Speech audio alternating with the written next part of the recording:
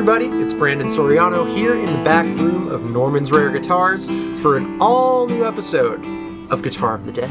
Woo! Oh yeah, and it's Flat Top Friday, one of my personal favorite days of the week. Might even be my number one favorite, I don't know. Telly Tuesday is a close second for me, or maybe a close first, who's to say. But it's Flat Top Friday today, and I want to get right into it because the guitar that we have today is just awesome. So I don't know how I get so lucky to get to demo all these, but look at that case. You know something special is inside of there. From 1941. From 1941, it is a Gibson J-100. Ooh. Now you might be saying, Brandon, what the hell is a J-100? Because I think you mispronounced it. It's a J-200. No, the J-100 is a whole other thing, sort of. So here's sort of the story of these large body J guitars. The very first J-200 prototype, I believe, was in 1937, and that guitar was made for Ray Whitley, who is a country star of the day. The first full production year of the J-200 was 1938, and the J-200 was sort of a revolutionary guitar because of its body size, but also at the time because of its construction. So there are sort of two major runs of the J-200 guitars. There's pre-war and post-war.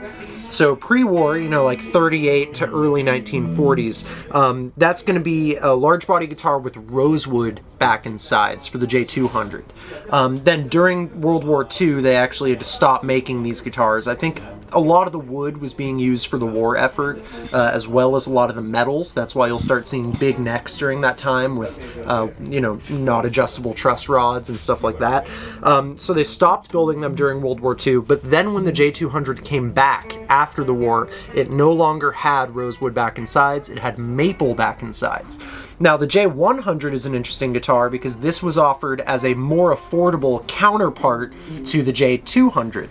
And this being in 1941, well, that means that it's pre-war. Much like the J-200, which had a different wood pre- and post-war, the J-100 did as well. So pre-war, the affordable counterpart to the 200 is going to have mahogany back and sides. Wow. Now, that's a really cool thing because to see a guitar of this stature, you know, this big of a body with mahogany back and sides, which mahogany is generally a very mid-rangey kind of tone wood on acoustic guitars, and a bigger body is going to give you obviously more bass response. So that combination is really kind of special. The newer versions of the J-100s, if you were to see one nowadays, it would most likely have walnut back and sides. So a pre-war mahogany J-100. There are a couple of other differences as well. This bridge is a little bit less fancy. I think you could call this a mustache bridge, and it has 3 screws in it. If you ever wonder what those little white dots are, that's where the screws are that are actually anchoring it onto the plate beneath. This sort of fire stripe pickguard is going to be different than the J-200 variety, and you know, this is still going to have binding all around the body on both sides. You are still going to have binding on the neck, and you're going to get dot inlays. This one is cool because we have a script logo up top.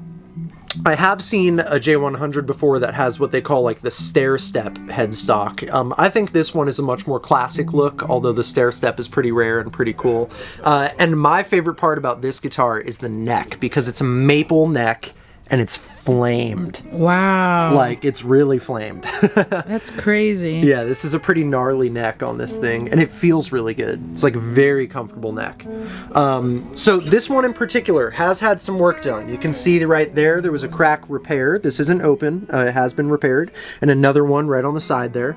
Looks to my eyes like the pickguard has been re-glued, and this guitar did have a neck set at some point. Very common for a vintage acoustic guitar. If you're not familiar with why an acoustic guitar might need a neck set, it's because over time the tension of the strings actually pulls the neck this way, pulls it forward. So what you have to do to keep the action low is you take out the saddle piece here, which is usually bone or plastic or something like that, and you shave it down. The lower your saddle gets, the lower your action gets, but eventually the neck gets tilted so far forward that you've shaved down all of your saddle and you have nowhere else to go, and so your only option is to take the neck completely off of the guitar and reset it back at a proper angle. And that allows you to restart with a higher saddle piece, and you basically restart the process all over again. So that happens to every single acoustic guitar. To find a, 80-plus-year-old acoustic that doesn't need a neck set or has never had one is, I don't know that you can, to be honest. They kind of all get it. This is the original case, and it's a beautiful case.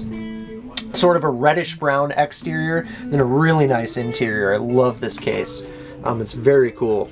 And I think we're going to stick back here today. Can you hold it? Yeah, thank you, Jen.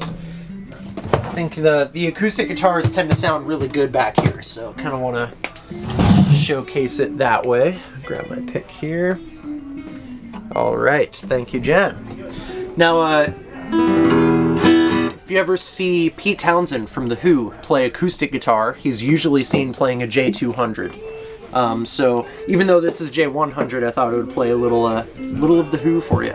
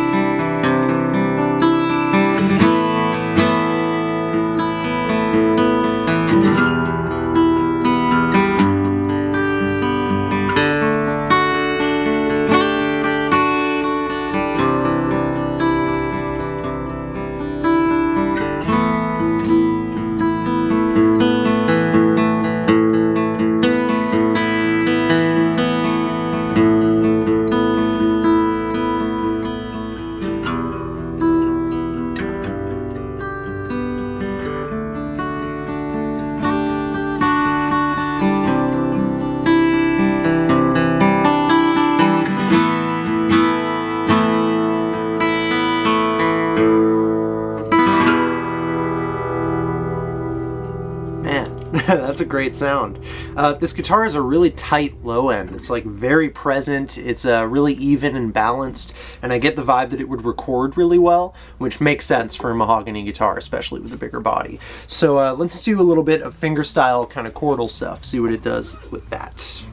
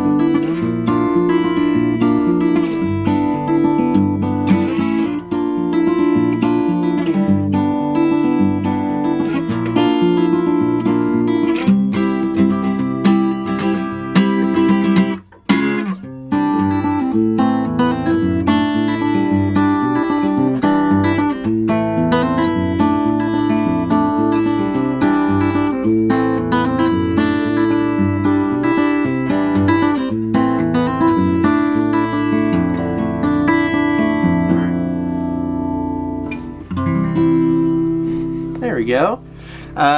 There you have it. From 1941. This is your Gibson J-100 Acoustic, a very, very rare guitar and an extremely cool guitar right here at Norman's Rare Guitars. You can check this one out and all of our other instruments on our Reverb page.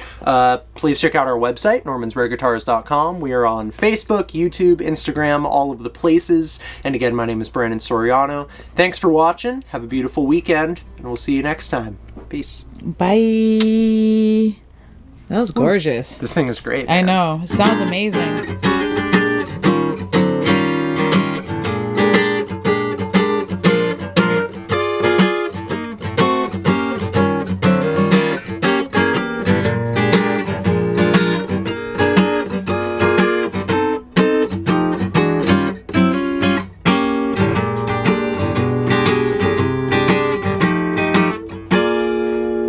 Good for the chunky stuff, too.